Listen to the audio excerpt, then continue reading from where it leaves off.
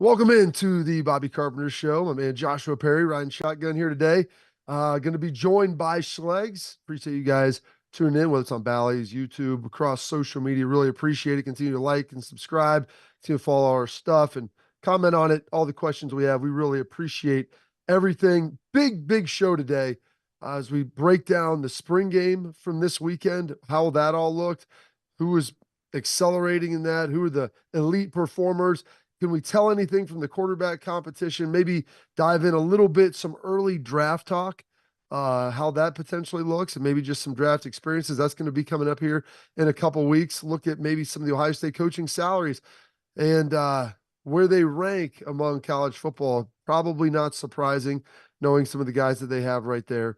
And then always we got tailgate talk with your questions, and hopefully we might even get joined by our guy, Mr. Anthony Schlegel. He's kind of like a chupacabra, mythical creature. Joshua pops in, pops out.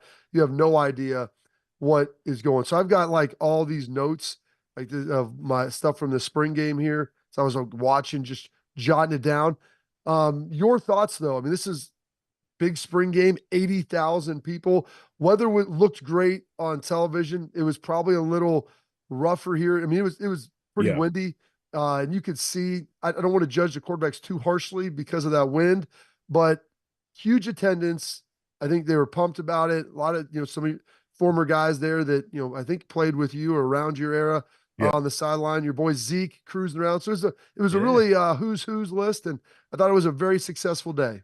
Well, I think it's always fun to see the former guys back in town. I wish I could have been out there, and some of my colleagues from NBC were out there making their spring rounds. But sidelines were packed. You got the old faces everybody's familiar with, so it's good to see that support there. Before we get into the actual game, I also thought watching it from home, the Fox broadcast was a really fun thing. It felt Yeah. like a lot of access that you don't get otherwise. Having Urban in the booth, I thought was really good. I love Brady Quinn. So it was great to have him there. And for folks who don't know about Benetti up there in the booth, he is one of the best in the business. So I think that was cool. But Joel Klatt How about down how about there, them beating up on Matt Leinart too? I mean, him catching well, stray bullets, you can't know, even defend himself. so Liners, what he's probably going to do is going to have to get on his TikTok and make a reaction video to that, because he's got the great social media presence there. I think the dudes are just jealous about that. It's neither here nor there. But Klatt was down there on the field and he was hanging out with Ryan Day, and I thought it was amazing because Ryan would give the play call to the offense, and then he would talk through what the read was supposed to be and what the play concept was. And maybe some people feel like that's giving up too much information. I'll tell you right now, every defensive coordinator in the country knows what the keys are supposed to be for the offense and Yeah. everything. So it's really good insight for fans and for viewers. So from that standpoint, was really good. Defense, phenomenal. I think we both knew that defense was going to be really good. The running backs, they're going to be great. The wide receiver room, as advertised. I think the question for everybody is the offensive line. I thought it was hard to judge, but it's hard for me to say that it was a bad day. I do think they need to improve, and it's probably going to be the biggest question for people. But the guys look comfortable out there. Wasn't a lot of mechanical issues going on with the grouping, so I like that. And then from the quarterback standpoint, I'm with you. I know what the wind does to a quarterback, and you talk to those guys, things that they hate is rain and they hate wind. And so that makes it a little bit more challenging. But Will Howard goes out there, looks like he has good command. Devin Brown looks like he has good command. So from the veteran guys, it seems like they were comfortable.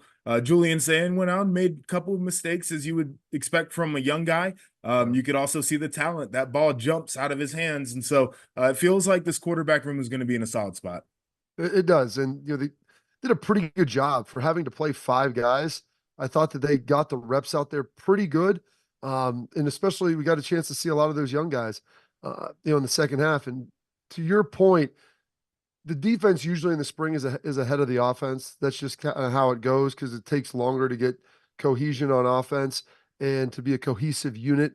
So I think we kind of expected that, especially defense, probably a little more veteran as well, playing some of those guys into the second half. You saw Sonny Styles still running around out there in the second half. And some people probably question, like, well, why is he playing out there? The guy's played a ton of plays, but he hasn't played a ton of plays at linebacker. He needs So, like, reps. we're still getting rep count up for guys like him. I think CJ Hicks did some really good things on defense. I think there was also probably a couple fits that I was watching where it's like, it got a little squirrely, I think, on the one touchdown run. As you know, Joshua, sometimes like gaps close, you roll away, and then they all of a sudden like open back up, and it's a tough spot to kind of be in. I thought Gabe Powers played pretty well too. I missed the one tackle on Jaden Ballard running to the side, and I'm like, that might be the fastest guy on the team, so I'm gonna give him a little slack on that. That's a tough play that you got to make on a jet sweep like that, but the coverage in the secondary is what I thought was really impressive. And yeah, we knew Jordan Hancock was going to be good. Jermaine Matthews, really good as a freshman. The outside guys, Davidson, with what he's been able to do, Denzel Burke. But I was really impressed outside of that, Joshua, with the younger guys and a lot of guys who just got here. And they're going against, as we know, Brian Hartline recruits really talented receivers. And these quarterbacks kept pulling it down. And you heard Joel Klatt talk about it time after time after time. The fact that, hey, it's sticky coverage out there. It's Velcro. There's not a lot of places to go with the ball. And you put that in connection with the wind, and all of a sudden now you don't feel like you have that great control. And when guys are side by side, it's like, okay, I'd rather pull it down, go get some yards. Right. Trying to make those quick decisions still, which is good, but you don't want to make those critical mistakes. And it was great, like you said, listening to Ryan talk through, like, get the ball out, get the ball out. It's always, coaches always want it quicker, as you know, Joshua. Yeah, and I mean, from the defensive perspective, like Luke Fickell used to talk about this, but he wanted to challenge everything, and that didn't necessarily mean that like you get a hand on the ball every play or you can get an interception every play, but the idea was that you wanted to make it as tough as possible for the offense. So the windows have to be as tight as possible, make the quarterback have to make a really good throw. And I think that's what this secondary is this year. Now, to your point for the offense, of course, you would like to see, those guys look a little bit smoother out there, given the situation, given the fact that they're going up against what could be one of the best secondaries. It is what it is. Thing that I like, these quarterbacks can run the ball, right? Like the play breaks down, they go through, read one's not there, read two's not there, look at the check down, and they're like, you know what, this check down might get us 4, but I could get us 7 right now. And I think that changes the equation. We talk about it all the time, but from a defensive perspective, when there is a quarterback out there that can hurt with his legs, and it's not the fact that he does it all the time, but if the threat is there, you have to play different on defense. And I like the idea that when the play isn't perfect, that these guys can, they can extend it, or if it's not there, they can just pull it down and get you yards. Absolutely. And that's something that's big. And I think Ryan, he's lamented that last season that they didn't really have that element to be able to do it. And now you have these quarterbacks that can pull it down, Joshua. Like you said, it may only be 3 or 4 times a game. And he also talked about these are all kind of RPO, maybe not designed quarterback runs. So you're on the perimeter.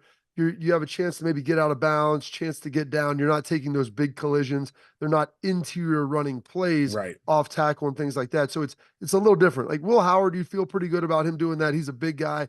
Julian saying he can move. Aaron Nolan, he can move. Those are young guys. Lincoln is still young and kind of physically immature. All of them. They're 19-year-old guys, 18, 19-year-old guys. So there's got to be some move coming with that.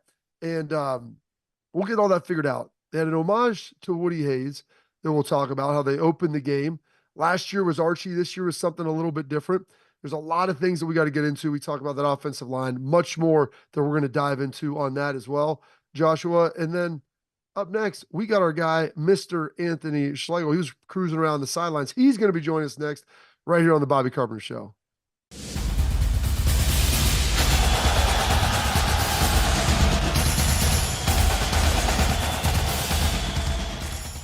Welcome back into the Bobby Carpenter Show, and Joshua Perry's been with us. He'll be with us the whole show.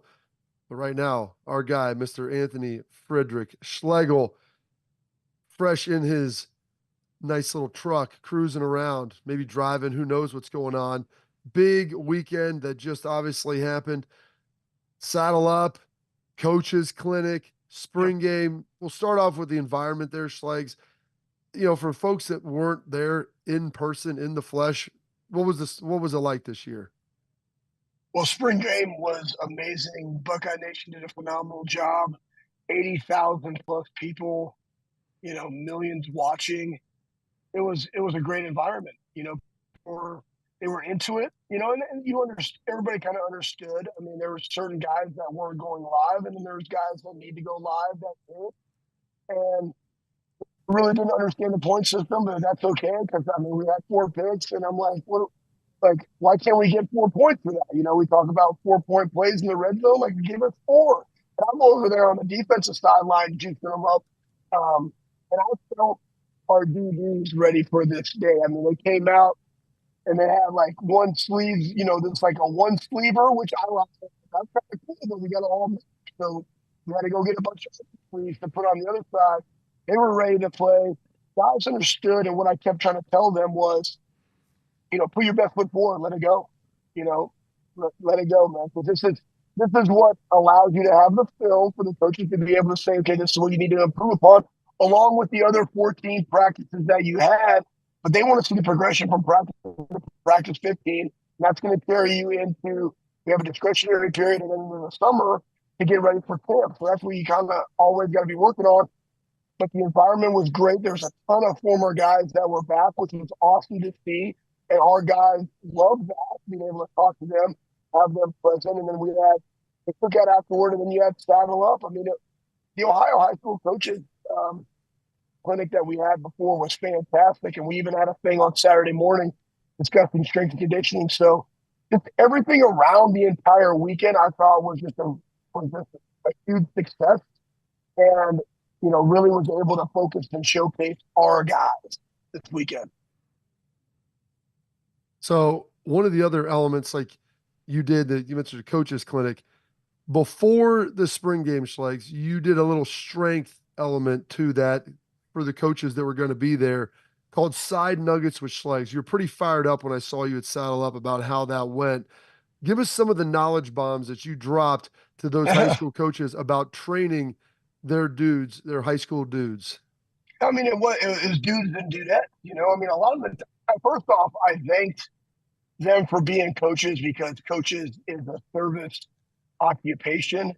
You know, you have to want to serve kids, especially if you're a position coach and then you also handle the weight room. There's a lot more that goes on into that, right, than just, you know, practice scripts. And I thanked them, made them look at our guys that were actually looking down from where they eat. I made them wave at them, and I was just like, that's why we do what we do. Just don't ever lose focus of that, regardless of the wins and losses.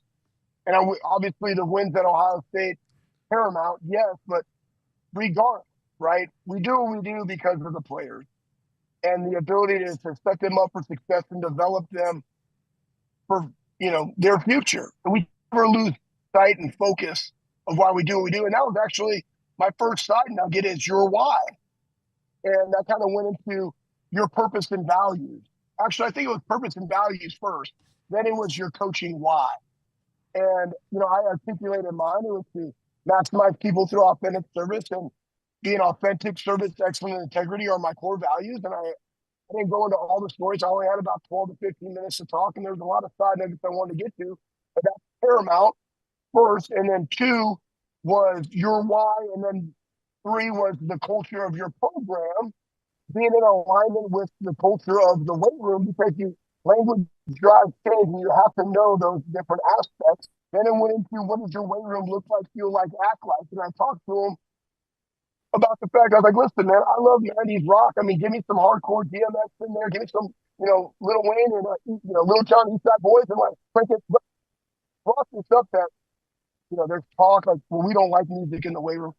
Care what you like in particular. It's what's the environment that you're creating that they like. Turn the music.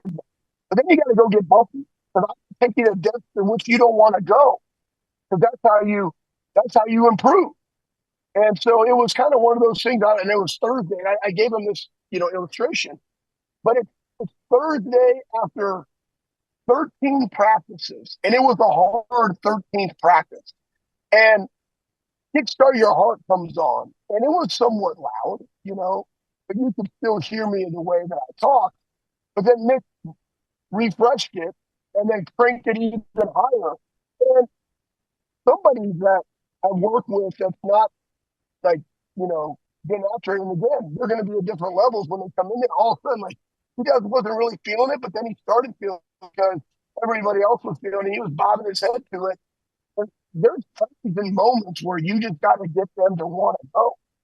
We're not, you know, greatness is the accumulation of great days. We talk about stacking days. I think you can't. So whatever it is that you got to do to allow them to want to fill it for themselves and also for each other, that's what you got to do. So there was a lot more side nuggets. It was literally 6. I didn't get to the bottom 2, but I probably had another 3 or 4 side nuggets within the side nuggets. So it was just a Yeah. great. And then all the I told them how I appreciated Coach Nick and our staff. They did a phenomenal job articulating different things. It was great, man. It was a lot of nuggets, a lot of knowledge bombs going on, and they definitely walked away with something.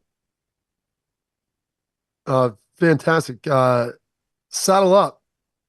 How did that end up going? Saturday night, second year they've done this there. Gary LaVox, north of Nashville. Saw a lot of our dudes out there, you know, Tyvis, the Pals, the Posies, the Bournes were there. I mean, a lot of players, all the coaches. It seemed like it went off pretty successful. Did you have a good time? And is it how great is it that experience to watch the coaches kind of mingle around and talk to a bunch of Buckeye Nation that's just packed up in there and really having a great time raising money, for some NIL and for the Buckeye Cruise. Well, Yeah, before you get go all the ahead. way into it too, I just need to know, because it's one of the things I lament that I miss. But any behind the scenes insight you can give us as well would be appreciated. Of the Saddle Up. Well, I'll tell you one right now. I mean, CJ Barnett, I didn't realize he was enormous head, and he played safety for us. And now he would definitely be a linebacker because he's a bigger guy, and we have to be. These are inside the behind the scenes things, and we're doing this jockey race where they roll dice, and if you're dice your lane, I was a 5, and Chip Kelly was a 6, and the 6 got called. He got to take a step, and then anyways, before this was all going on, we all get auctioned off, and I went for 19, and Coach Day obviously brought the most. He had 29,000 for him. But CJ went up there and he was just trying to get it going. He took his shirt off. You know what I mean?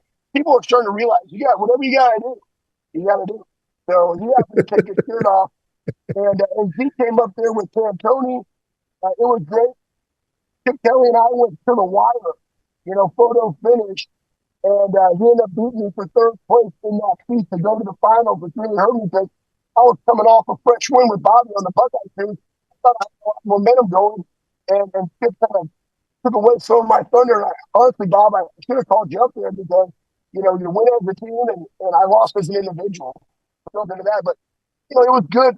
I'll tell you this, man. It's good for our coaches to have an event like that, like a wrap-up, because not only do we hear North of Nashville and Gary LaVox, and people are singing all those songs because they're kind of our age and they remember them. But it allows you to take a deep breath because it's been a long time. I mean, from winter conditioning and the spring football into everything that goes in day in and day out and all the recruiting that happens over the weekend. Like, it was kind of like and you catch my breath for a hot second. And then guess what? Here comes Monday. But at least for that moment, that night and then Sunday, I can catch my breath. Nice. Well, Schlegs, we appreciate it. We know you've got a lot going on. It was a busy weekend for you. Now spring ball's over. Guys get a little bit of break before they probably ratchet up summer training. I know we got finals last week of school here coming up as they kind of round out the month of April. So thank you for spending some time with us. Go enjoy it, relax a little bit, and man, can't wait to catch up soon. Absolutely. Appreciate you, man. Buckeyes. Coming up next, we'll dive in a little more to the spring game, some more details, some things Joshua and I want to talk about, plus the Ohio State assistant coaching salaries, one of the most well-compensated groups, I believe, in the nation, and I think you're going to see why this year. We'll get into all that here next on the Bobby Carpenter Show.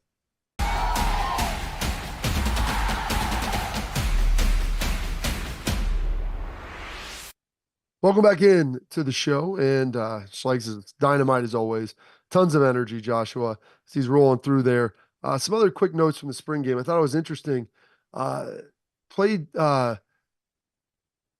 Shabola at tackle a little bit, or at guard, which I don't think I'd really seen a whole lot coming in here, and played Fryer a little more at tackle. And I know we'll probably get a lot of questions about that moving forward. But that right side of the offensive line, they had Luke Montgomery there moving around. He's playing some guard. I think Carson Hinsman was maybe even in there at guard, and they're trying to figure out that best combination.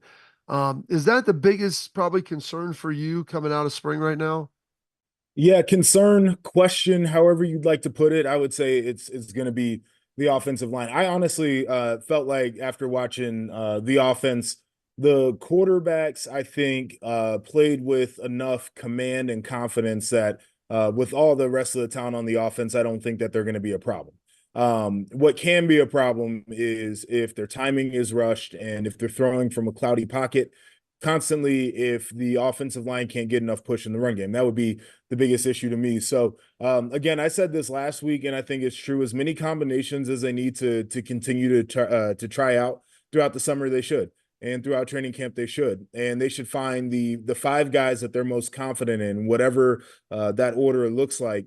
Should be the guys that roll out there, and I think even throughout the season too, there you don't want to be back and forth on who's starting, who's not. But I think that everybody should know that the jobs are going to be up if the offensive line doesn't look the way it needs to. I think that's the one thing that would hold this team back. But again, and I've said this before, I think it's an overall talented group that's got some depth. It's just about whether they can really tap into that top end that we've seen the past few years. And we get spoiled at Ohio State because in secondary, you watch corners that play in the first round. We watch, top five edge rushers on defense. We watch wide receivers that are first round picks year in and year out. We've also seen some really damn good players on the offensive line, some first round picks there as well. They might not have that guy, but can they push somebody to get to the top level of their potential so it feels like you have that guy? I think that would make people feel better. Yeah, I agree with you. And it's going to be some time. And I think Chip Kelly did a great job talking at the coaches clinic about the stretch zone, stretch run scheme, and everything you do with that, and why he likes it. And he's such a good play caller of calling into the team's strengths and being able to cover weaknesses. You put that in concert with Justin Fry, who I think is uh a pretty good offensive line coach. Mm-hmm. And so I think they'll be able to get that worked out, but they're gonna have to figure that out this summer and then into training camp. And maybe that's even something they address in the portal. I know that they probably don't want to do that, but they'll see what's out there. And You got to do what you got to do. you got to do what you got to do if you got a championship roster. A couple other things, a lot was made. Dallin Hayden, jumped in the Yep. portal or made the announcement that he was going to get into the portal, which now, I understand why he did that. You want to get hurt at the end of spring ball. Plus, honestly, if you're Ohio State, the coaching staff, and you look at it, if you're not going to be here, we're not going to give you reps anyway. Like, For sure. we got two other young guys with Peoples and then Sam Williams Dixon, who I thought both of those guys, Joshua, have impressed throughout the spring. I thought both of them had some nice runs in the game and really showed some nice versatility. So I think there maybe is more depth in that room, albeit they're freshmen. But if you're not asking him to go out and be the guy like 80% of the time, I think either one of those guys can come in and be that third running back potentially for you this year. Okay, and I think that's a big thing that you said, right? Like I think that the health of that room plays big into how I feel about the depth at running back. And we've seen Travion Henderson where he's been beat up in the past, and Quinshawn Judkins is coming in with a ton of carries under his belt. And so I think you have to make sure you manage those guys to where you get the most out of them, but you also keep them as fresh and as healthy as possible. But if you're looking at a third running back, who's a guy who's just really in there to spell guys or games get out of control, whatever the case is, you feel pretty good, right? And I think Peoples came in with with some good hype, and he certainly lived up to it as a young guy. And I think running back is a position where you can have success as a young player as long as there's not too much on your plate, and it doesn't feel like that with the top two guys in this room. So I definitely felt better about the depth of that room coming out of the spring game. Certainly, it was going to be on display because you don't necessarily want to make it too much of a passing scrimmage when you're trying to rotate five quarterbacks in there. It's just hard to get any semblance of a rhythm. So the running backs ended up being a little bit of a feature, and the young guys took advantage of the opportunity. And then lastly, one other player I kind of want to feature, and it's a guy who showed up here with a ton of potential and played some linebacker. He's had a lot of injuries. I believe 2 ACLs and one in spring, one in training camp, like just when you feel like he was starting to get over the hump. And Mitchell Melton, I thought Yep. looked very good yesterday. He, I think, has a ton of ability to be an edge player at the next level. Reminded me a lot of Baron Browning, who you've seen have a lot of success now out with the Broncos. Was playing more off the ball at Ohio State. But Mitchell Melton, I think, as we talk about, obviously JT and Jack, and then you start going with Caden Curry and Kenyatta Jackson and how good those guys are. Mitchell Melton kind of has a unique skill set because he brings that linebacker length and athleticism to where you can do some unique things with him out there. And now he's developing that pass rush as well. Yeah, I mean, before he tore the ACL, and then this was probably like an overreaction to just watching him a little bit that spring, but I felt like he might have had the most ability as a rusher, maybe the most upside as a pass rusher out of anybody in that group, and that includes, the top flight guys who, we feel are going to be some of the most coveted draft picks here in a year, in Jack and JT.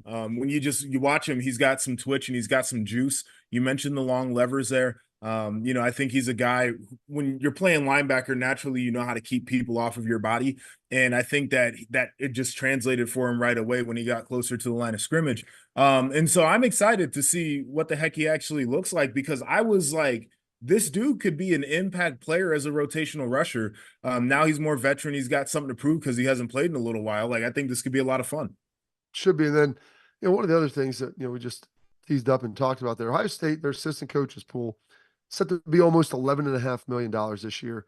And this is the one thing that nobody really talks about, is when you talk about head coaches and what they make, like, your assistant pool should be probably that, if not a little more, which is where Ohio State is. Jim Knowles, Chip Kelly, each making about $2 million a year. I think it's safe to say that Ohio State has made a commitment, especially at the assistant level, which they really had never had to do before, to make sure those guys, the coordinators, and even the position coaches are well compensated, Joshua. Yes, and this is the day and age we're in. You're getting a lot of money coming in through the TV networks. You got to spend it. So we're looking at facilities was kind of the old way, but now it's like, okay, what else can we do to really enhance our program? And people are starting to realize, well, we can retain the best talent. We can attract the best talent if we were able to pay like the best in America. And so I think that's a big deal. Now, I'm probably going to mess up the timing here on the show, but I had this thought a couple of weeks ago, and I think it's really intriguing because the role of the head coach has changed, where you get these guys who naturally have elevated from being great play callers, but they can't do that the way they want to, because you got to be the fundraiser and you got to be the recruiter and all the other things. So my thought process has been, you hire a guy, and I know this is not going to ever sound great, like you're at the head coach at Ohio State, you want to be the best paid head coach, but you hire a guy based off of other qualities, not play calling. Then you don't pay him as much, but you bump up the assistant pool to where you could pay your coordinators $3 or $3.5 million a year. Some coaches out there, head coaches at programs, making that. So now you get the guy who doesn't necessarily want to do all the head coach stuff, really good offensive, defensive play caller. You bring those guys in and you do that. I could see that actually being like the next evolution of this thing, because there are so many guys, and I'm just saying so many, but at least we saw this offseason, there are a number of guys who say, I don't get to do the thing that I'm really good at and what I got into this business to do. And I think a lot of them would be comfortable saying, $3 million is a lot of money for me to just come out here and draw up plays all day long. Very interesting. But the salary staff pool is one of the most underrated items in college football in terms of success. Absolutely. And you see the great schools, you look at their assistant salary pool, and it's usually fairly robust, because you got to be able to keep and retain. There's 10 assistant coaches, there's one head coach. The head coach is very vital and he's important, but he's only as good as the totality of his staff. All right, coming up, NFL draft going to be here in a couple of weeks. Marvin Harrison Jr., he's going to be at the top of the list of getting drafted somewhere high in the first round. Will he be at the draft? Let's find out here on the Bobby Carpenter Show next.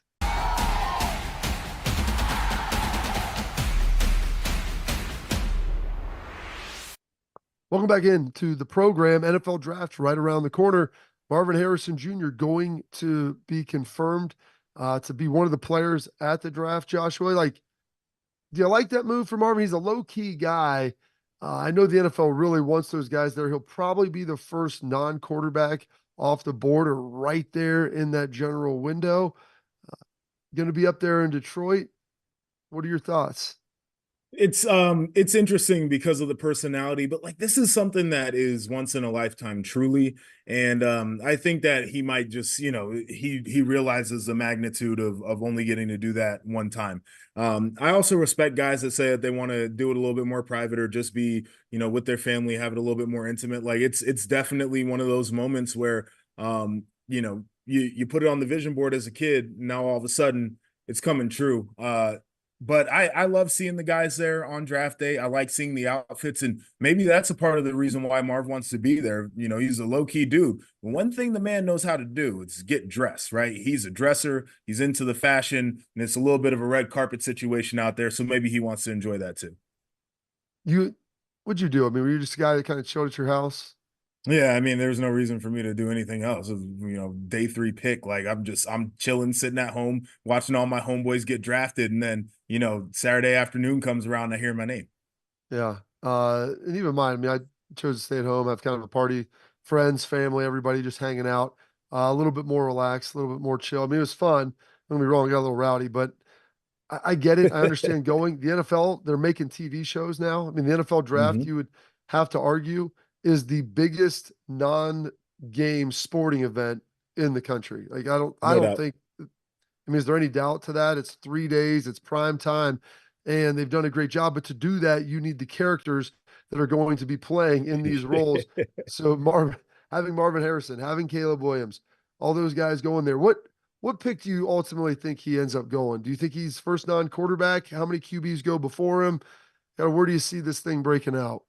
He's the first non-quarterback, no doubt. I don't see him getting past 5 to the Chargers. There's been the conversation about Arizona and if they could get a haul for that number 4 pick, if somebody wants to go up and make sure after the first 3 quarterbacks are gone, they can get their guy. If you're Arizona, you probably can max out that pick there and get a lot of value out of it. So I could see a move being made there. If they don't move, they're taking Marv. And if they do move, I think the Chargers, especially with the wide receiver room they have right now, has got no guys in there. They Yeah. got to go. They got to get Marv. Yeah, it's interesting, to see kind of the teams at the top where they go and by what a haul would be if they trade for him. And that's going to basically tell you how much people covet him. And so that'll be very interesting to kind of see if there is a big trade that potentially happens at the top. I'm curious to see the one that I think everybody's now reserved that Caleb Williams is going to go number 1 overall, but is it Jalen Daniels that goes second now? I mean, it's how many quarterbacks go in the top 5? Does your boy from Michigan slide up there? I mean, I've seen McCarthy where now he's like, and I don't know if this is true or not, and this is a lot of conjecture and things that are spoken about publicly. I don't know if he's that guy. Maybe he ultimately is, but people are like, hey, if he was in North Carolina's system, he would have been better than Drake May, is what some people say. So I have no idea how this works. So maybe there are 3 quarterbacks that go 1, 2, 3. Maybe they go 1, 3, 1, 2, 3, 5. I have no idea, but it seems like there's a lot of momentum for the overdrafting of some of these players. Well, the quarterbacks consistently get overdrafted. I feel like it's tough for them too because your draft slot comes with expectations, right? And it's Yeah. not your fault that somebody is so desperate to get you that they're going to draft you in a situation where it's going to feel like you're behind the 8 ball. But I would definitely see it as Caleb Williams, Jaden Daniels. I personally don't like Drake May that much. I think there's too much inconsistency in his game, and I don't like the mechanics there. But that's what all the prognosticators say. So he would be the third one. If somebody could move up and make a deal, Minnesota, whoever, to get the number 4 pick, it feels like a JJ McCarthy thing. JJ McCarthy could either be a top 5 pick like people are telling us, or he could be Will Levis from last year in terms of the draft type, and then maybe he slides a little bit. I think he's good. I think he's got a lot of talent. One of the knocks is you don't see it a ton. He never had to be Superman, and I'd like to see that. The other thing is he had some bad games. TCU was a bad game. Bowling Green was Yeah. a bad game. His game this year against Maryland was a bad game. Those games were awful. Like his bad ones are really bad, but he's consistent most of the time, and I think people value that. Absolutely. Coming up next, we got Tailgate Talk. Your questions answered by Joshua and I. Next on Bobby Carpenter Show.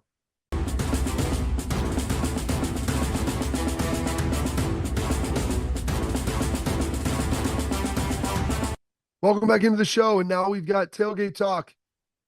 It's your favorite time. It's where we answer your questions. It's brought to you by Tipico Sportsbook, and they're going to change the way you bet with their new Tipico Rewards program. The more you bet, the more you can earn, and the more you can win. And to celebrate this big play, well, we're holding our own company-wide contest to see which of our shows can climb the leaderboard and prove that they are the best bettors right here at Big Play. The winning show, hey, they may even give out some bet credits to their listeners each month. So stay tuned for that. as we continue to push forward. March Madness now in the books. There's going to be all kinds of opportunities as you move forward. So be sure to follow along with your favorite big play personalities on social media to lock in your bets with us all week long. I'm not maybe the best bettor in the world, but Josh, I can throw some sage advice out there when needed. Remember, must be 21 years old. Gambling problem, call 1-800-GAMBLER. All right, now we get the questions from you. I'm going to fire away, get some of these rolling here. From Nick Scroggins, who impressed the most of the spring game after the spring game? Are there any holes in the roster that need to be addressed in the portal? All right, so holes in the roster. I wouldn't say glaring. Like we talked about it a little bit earlier. If you felt like there was an offensive lineman that you had to go out and get, I think that you should do it, regardless of how people would feel about that inside the offensive line room. In terms of impressing, I'm going to give one that it flew under the radar, I think, for some. Emeka Egbuka played last year, was banged up, right? Just wasn't himself a year ago. He had that catch on the sideline, stick the big mid out there, one-handed, got both feet down, would have been good on Sundays. And sometimes we forget. I forgot a little bit. I'm not going to sit here and lie. And just to know that's a veteran guy, right? We're talking a lot about JJ and talking about some of these young guys that could be an impact. And it's like, well, Emeka's sitting right there and would have been a first-round pick if he wasn't banged up a year ago. And he looks like a first-round pick. Yeah, I saw Mech after the game, and I go, listen, sometimes you got to let them young fellows. You got to remind them who's been here and who's been doing it. Okay, JJ Smith, that's great. Jeremiah, great player, but you know what? Yep. You know how many catches he has right now for the Buckeyes, Joshua? 0. All right, Brandon Ennis, like these guys, young guys like Cardinal Tate, they're good, really talented, but Emeka Egbuka, obviously, yes, showing everybody why he's a guy that when he came in, him and Marvin were like kind of 1-2, 1-3 on a lot of preseason boards last year, and Emeka trying to regain obviously that title there. This is coming from the Fisherman. Why did the coaches try to force Fryer at offensive tackle? And I'll kind of start with this, Joshua. I think they're trying him out there. He was an all Big Ten performer at tackle. Could he be a better guard? Probably, but you still have to have somebody that plays tackle. And so it's kind of a selfless thing for him to be like, I'll do this again if that's what we need. And they're trying Tegra Chabot out there. They're rotating some guys. They're working to try to figure this thing out. I think they probably would say, hey, if Fryer wants to play inside, great. That'll be fantastic. Just what are we going to do at tackle at this point?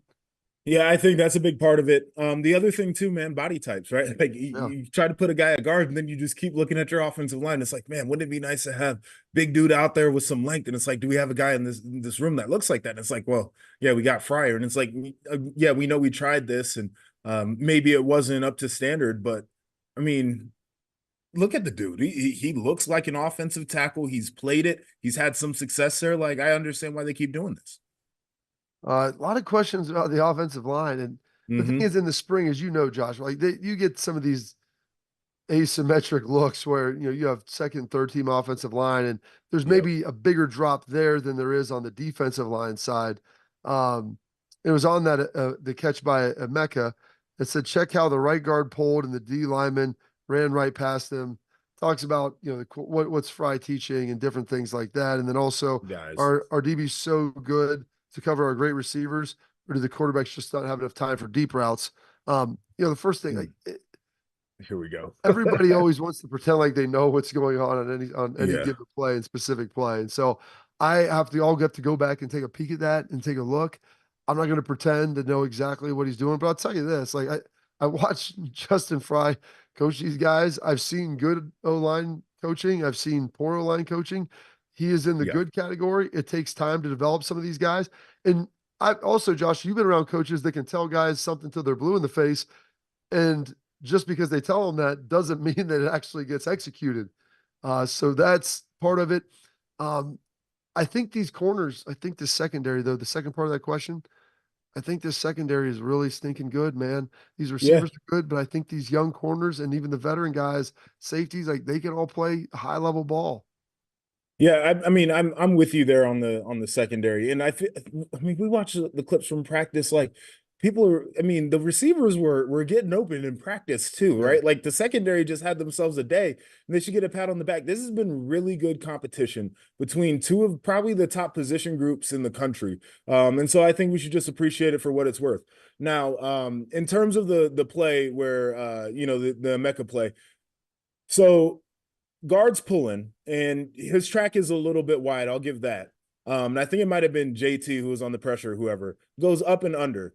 The part that y'all aren't looking at, there was no edge to that defense. So if I'm grading this from a defensive perspective, I'm looking at Will Howard, if he wanted to, could have pulled that ball down and there was no one within 10 to 12 yards of him. That is not great defensive structure. And so we can sit here and we can lament and, oh, Will Howard had to flush the pocket. Well, yeah, I mean, he flushed the pocket because there was nothing but green grass out there because there was no edge to the defense. And so I feel like, again, take a deep breath. Like these things happen. It might look a certain way during a spring game because the quarterback's being told, hey, throw the football instead of running it when the play breaks down so we can actually get a rep out here. But in a game, I feel like that's a big gain for the offense. And we're probably looking at the defense a little sideways.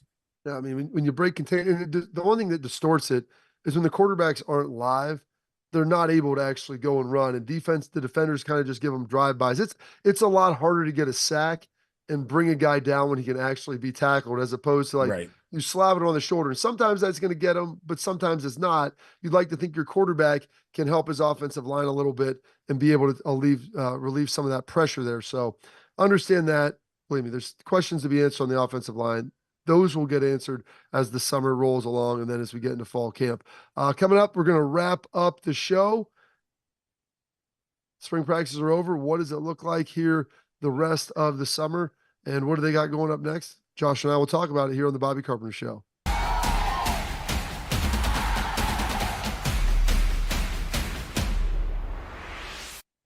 All right, here as we wrap up the program, spring ball is in the books. Joshua, like after spring ball, what was the feeling like that Saturday night after the spring game?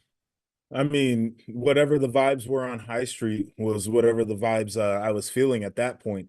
It's fun. Everybody gets out. You kind of take a deep breath, appreciate the work that you put in. And then you get a little bit of a break when it's time to get back to it. Schlegs had mentioned the discretionary period, which is a time where they can't tell you to work out, but they tell you should probably be working out. And it's kind of self-guided and team-led. And that's a good reprieve. And then once summer classes get started back up, though, that's when you really get back to the grind. And summer was always a fun time for me because your course schedule is pretty light and you're doing more football stuff in terms of your training. So it feels like football, but you get to spend a lot of time with your team. And I felt like that was always great. Like, in spring, it's like, yeah, we practice, but I got to go to class and I probably can't hang out. In the summer, I got nothing but time. All I'm doing is hanging out. And we used to have a blast. Oh, it's a lot of fun. Like you said, you get the classes. Heck, a lot of them are online in the summer. Maybe you're taking one, possibly two. Maybe you have a little internship. But man, all you do is lift weights. You work out. You do maybe a little 7-on-7. There's some things in there, but it's the closest time where I think you actually feel like Joshua. You feel like a professional. Like this is what I'm doing. Like I'm playing football. I'm taking care of my body, making sure that I'm preparing. Because these guys now, I mean, you're talking 16, potentially 17 games that are in the hopper. So you want to get your body as right as possible before you head into camp. And then, like you said, the main part, like all the times you talk about hanging out in the apartment, like those days are done. Like you don't get to do that anymore as an adult with responsibilities and a child now. In your case, Joshua, I got a couple. Like those are the days, like if I could just take like 1 week of college life, I'd probably pull like month of June or July somewhere out of there and say, all right, I wake up, I work out, maybe do one class, and then like, hey, you guys want to see a movie? You want to hang out? Yeah, where are we go eating? to Zambezi Bay, you go to the golf course. What do you want to do? Yeah, they do a lot of things. So it's a lot of fun. They got that to look forward to, but they will be preparing for the season. We'll be here all season, summer long, leading into the season, right here on the Bobby Carpenter Show.